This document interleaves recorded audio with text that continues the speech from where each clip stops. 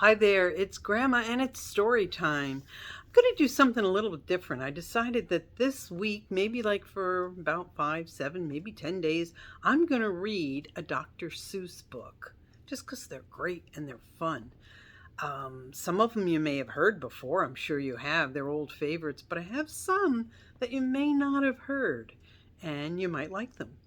His books are usually rhyming books, and rhyming books are great. Grandma loves rhyming books. The one I have today might be a new one. You may not have heard of it, but it is by Dr. Seuss, and it's called Thidwick, the Big-Hearted Moose by Dr. Seuss. Already we're rhyming. Up at Lake Winnebago, the far northern shore, lives a huge herd of moose, about 60 or more, and they all go around in a big happy bunch looking for nice tender moose moss to munch.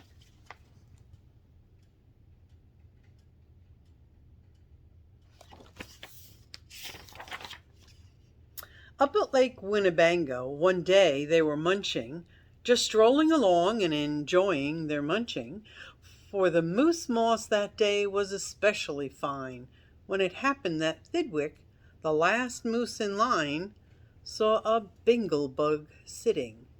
The bug called out, "Hey, it's such a long road and it's such a hot day. Would you mind if I rode on your horns for a way?"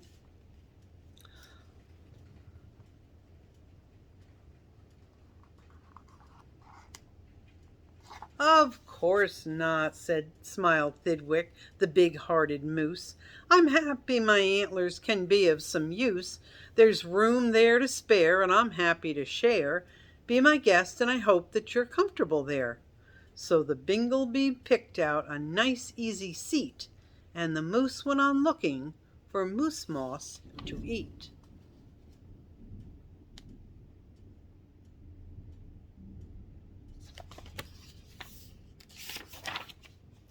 Well, an hour or so later, the bug heard a squeak, and he heard the small voice of a tree spider speak. "I say," said the spider, "you've got a fine place. That moose seems quite friendly, has such a nice face. If I got on too, do you think he would mind?"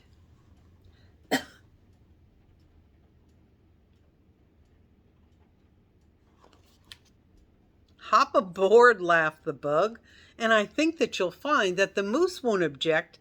He's the big-hearted kind." "I accept," said the spider, with joy and delight, and he started a web on the horn to the right.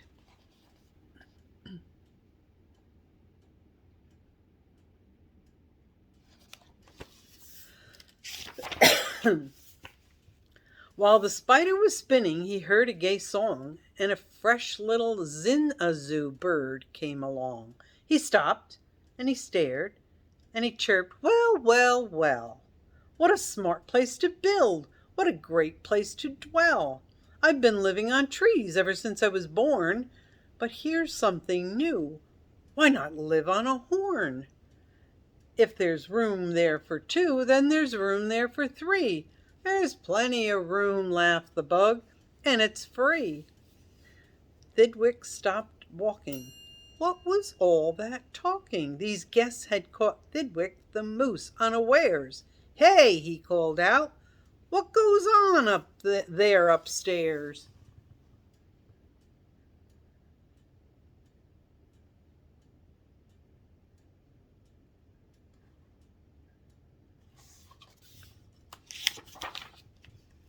"Just building a nest, sir," said the Zin-a-Zoo said, and began yanking hairs out of poor Thidwick's head. And he plucked out exactly 204. "Don't worry," he laughed, "you can always grow more."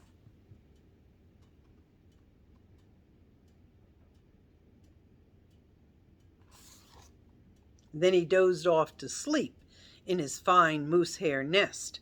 "This bird," murmured Thidwick, "is sort of a pest, but I'm a good sport, so I'll just let him rest, for our host, above all, must be nice to his guests."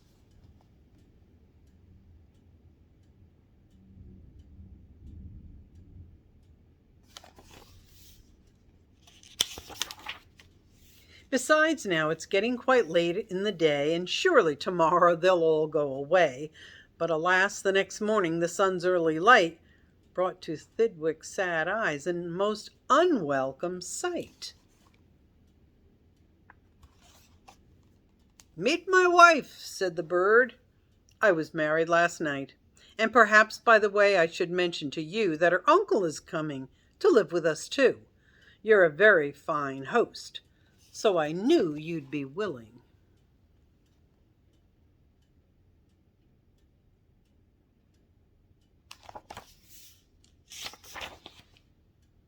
Then the uncle, a woodpecker, started in drilling.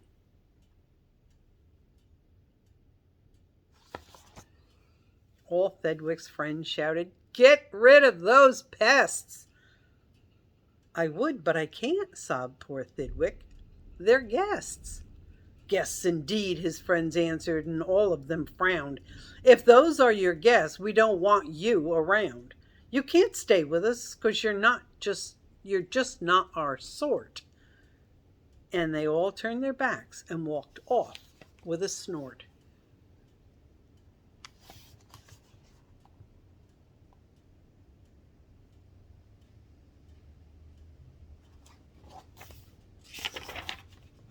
Now the big friendless moose walked alone and forlorn, with 4 great big woodpecker holes in his horn.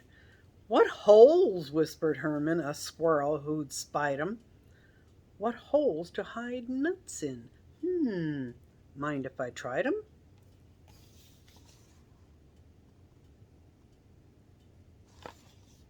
"They're yours," called the woodpecker. "Get right inside 'em.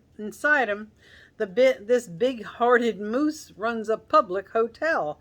Bring your nuts, bring your wife, bring your children as well." So the whole squirrel family all jumped on pell-mell.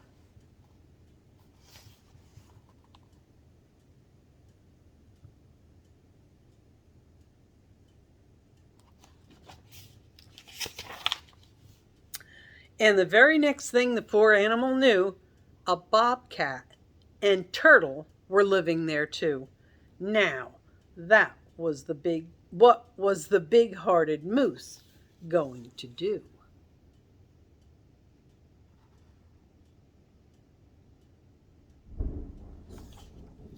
Well, what would you do if it happened to you? You couldn't say scat, 'cause that wouldn't be right. You couldn't shout scram, 'cause that isn't polite. A host has to put up with all sorts of pests, for a host, above all, must be nice to his guests. So you try hard to smile, and you try to look sweet, and you'd go right on looking for moose moss to eat.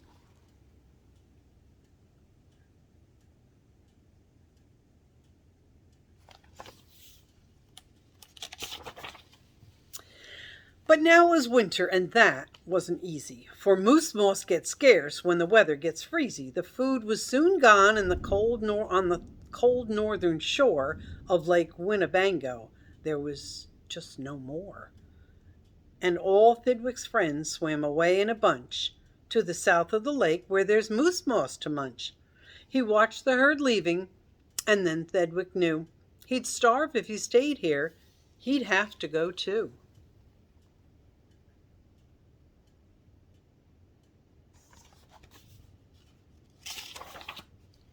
He stepped in the water, then, "Oh, what a fuss! Stop!" screamed his guest. "You can't do this to us. Those horns are our home, and you've no right to take our home to the far distant side of the lake." "Be fair," Thidwick begged, with a lump in his throat. "We're fair," said the bug. "We'll decide this by vote. All those in favor of going say A. Those in favor of staying say nay." "A!" shouted Thidwick.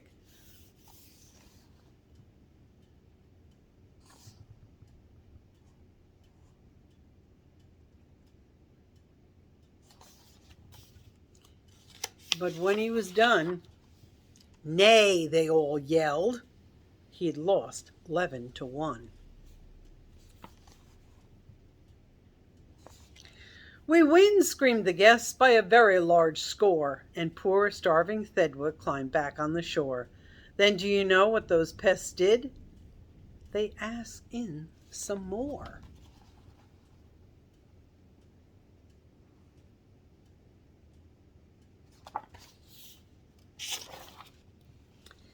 They asked in a fox who jumped in from the trees. They asked in some mice, and they asked in some fleas. They asked a big bear in, and then, if you please, came a swarm of 362 bees. Poor Thedwick sank down with a groan to his knees, and then came something that made his heart freeze.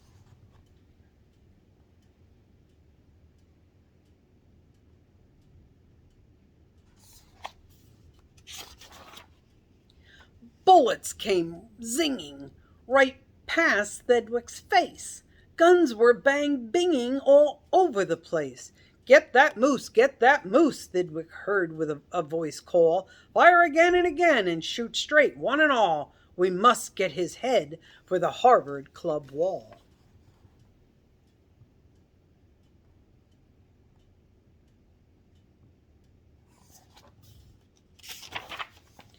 Thedwick took to his heels with that load on his head. With 500 pounds on his horns, the moose fled.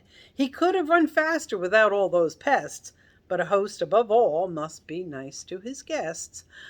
Up canyon, off cliff, over wild rocky trail, with bullets bang bouncing around him like hail. Up gully, through gulch, and down slippery sluice, with his hard-hearted guests raced the soft-hearted moose.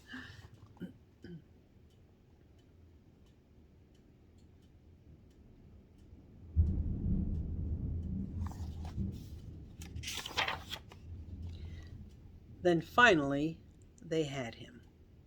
Because of those pests, he had run out of luck. Because of those guests on his horn, he was stuck.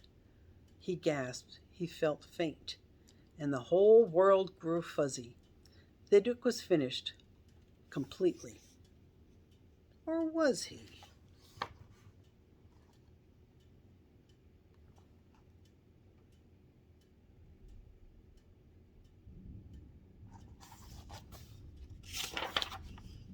Finished?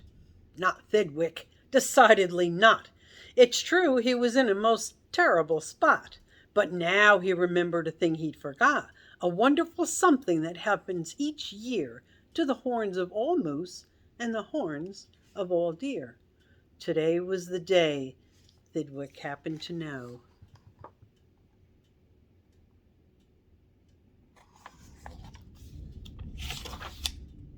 That old horns come off so that new ones can grow. And he called to the pests on his horns as he threw 'em. "You want 'em, my horns? Now you're quite welcome to 'em. Keep 'em, they're yours. As for me, I shall take myself to the far distant side of the lake."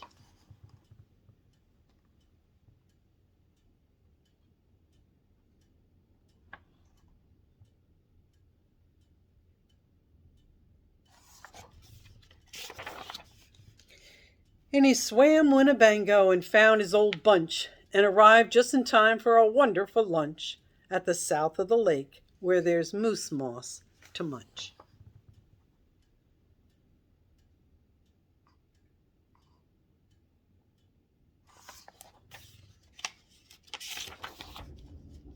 His old horns today are where you knew they would be. His guests are still on them, all stuffed as they should be.